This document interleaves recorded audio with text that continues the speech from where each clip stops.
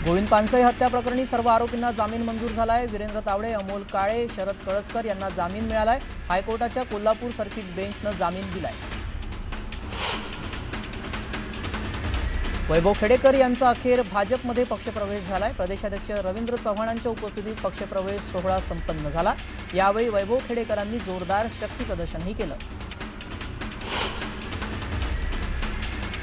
येत्या 2 नोव्हेंबरला कार्तिकी एकादशीला उपमुख्यमंत्री एकनाथ शिंदे विठ्ठल रुक्मिणीची शासकीय पूजा करणार आहेत। मंदिर समितीकडून उपमुख्यमंत्री शिंदेंना पूजेसाठी निमंत्रण देण्यात आलं।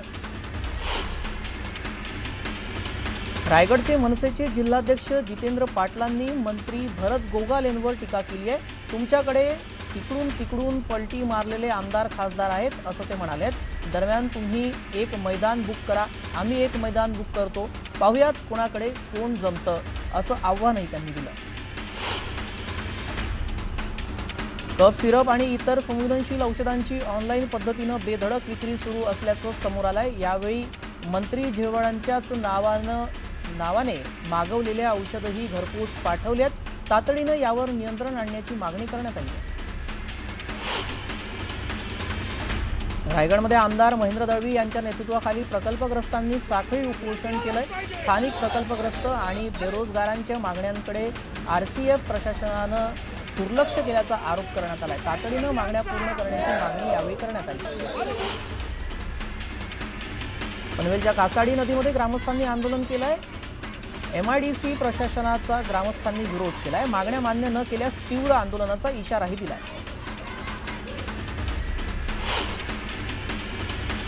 बीडच्या माजलगाव तालुक्यातील सर्वर पिंपळगावचे पुनर्वसन करण्यासाठी रास्ता रोको आंदोलन करण्यात आलं। गेल्या 36 वर्षांपासून प्रश्न प्रलंबित असल्याचं गावकऱ्यांनी म्हटलंय।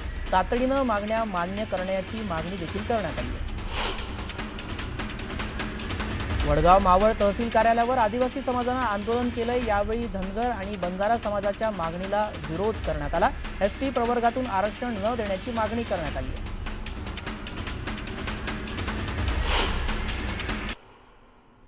आता एक सविस्तर बातमी पाहूया। खेडच्या गुरुकुलमध्ये अल्पवयीन मुलीचा विनयभंग करण्यात आलेला आहे।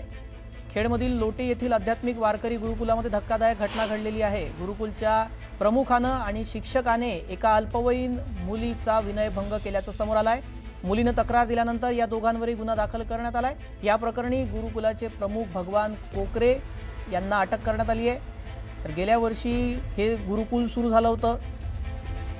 गेल्या वर्षी सुरू झालेल्या या आध्यात्मिक वारकरी गुरुकुलातील या प्रकारामुळे खळबळ उडाली आहे। या संदर्भात अधिक माहिती जाणून घेऊया। चंद्रकांत बनकर आपले प्रतिनिधी या संदर्भात माहिती देतात। चंद्रकांत, काय नेमका प्रकार घडलाय आणि काय नेमकी कारवाई झाली आहे? नक्कीच की जे रत्नागिरी जिल्ह्यातल्या खेडमधील लोटे या ठिकाणी श्री संत ज्ञानेश्वर माऊली जीवन मुक्तीधाम सेवा संस्थानचे आध्यात्मिक वारकरी गुरुकुल जे आहे गेल्याच वर्षी सुरू झालं होतं।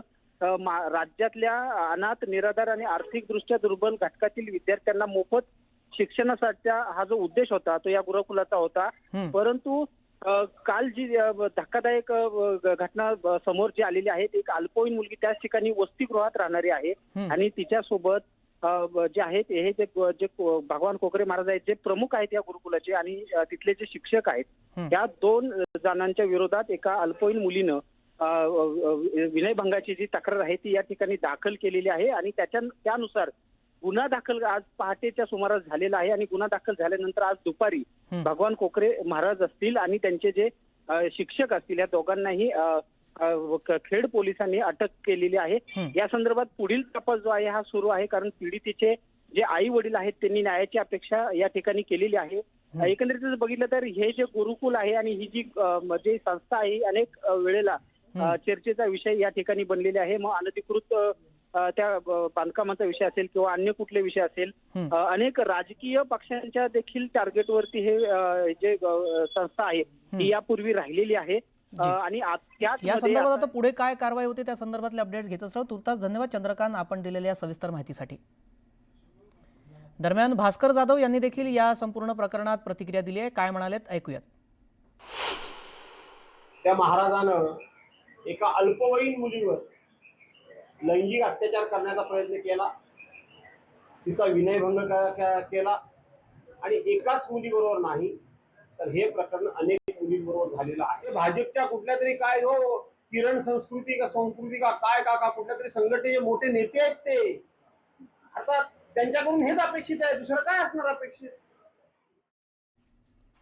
यानंतर पुढे बातम्या बघूयात वेगवान स्वरूपात सुपरफास्ट 100 मध्ये.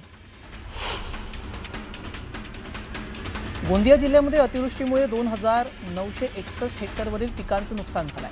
नुकसानीचा अंतिम अहवाल तयार करून तो शासनाकडे पाठवण्याची प्रक्रिया सुरू करण्यात आली. मुंबई अहमदाबाद महामार्गावरील गुजरातच्या दिशेने जाणाऱ्या लेनवर प्रचंड वाहतूक कोंडी झाली आहे. वाहनाच्या लांबच लांब रांगा लागल्यानं वाहनधारकांना नाहक त्रास सहन करावा लागतोय.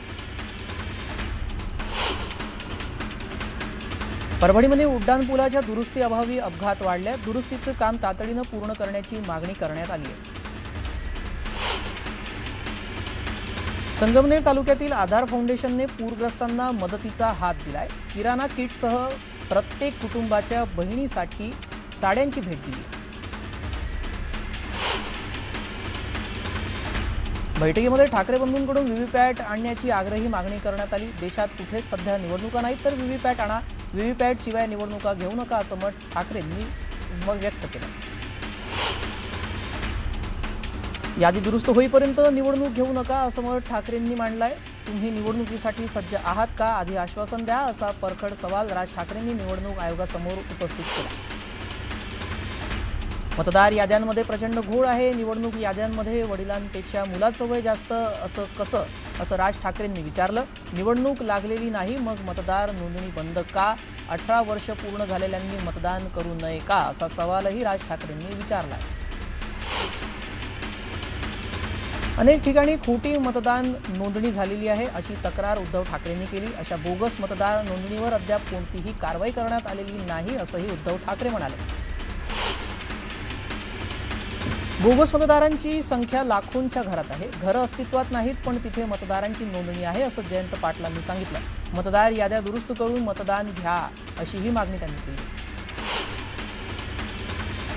महाविकास आघाडी ही महाकन्फ्यूज आघाडी आहे अशी टीका उपमुख्यमंत्री एकनाथ शिंदेंनी केली आहे. मवियाला समोर पराभव दिसू लागला त्यामुळे महाविकास आघाडीचा रडीचा डाव सुरू आहे असंही शिंदे म्हणाले.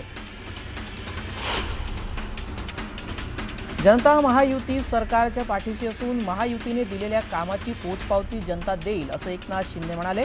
मनपा निवडणुकीत महायुतीला प्रचंड यश मिळेल असा विश्वासही त्यांनी व्यक्त केला. रक्षा खडसेंच्या पेट्रोल पंपावर दरोडा पडल्यानंतर खडसे महाजन यांच्यात चांगला शाब्दिक युद्ध आणि वाद रंगल्याचं दिसतंय. काळजी करू नका, तुमच्या प्रॉपर्टीची आम्ही काळजी घेऊ असा टोला गिरीश महाजनांनी खडसेंना लगावलाय. त्यावर माझीच नाही तर सर्वांचीच प्रॉपर्टी सांभाळा असं म्हणत एकनाथ खडसेंनी महाजनांना सुनावलं. कुख्यात गुंड निलेश घायवळ याला रोहित पवार यांनी तत्कालीन गृहमंत्री अनिल देशमुख यांच्या माध्यमातून पासपोर्ट मिळवून दिला असा खळबळजनक आरोप विधान परिषदेचे सभापती राम शिंदेंनी केलाय.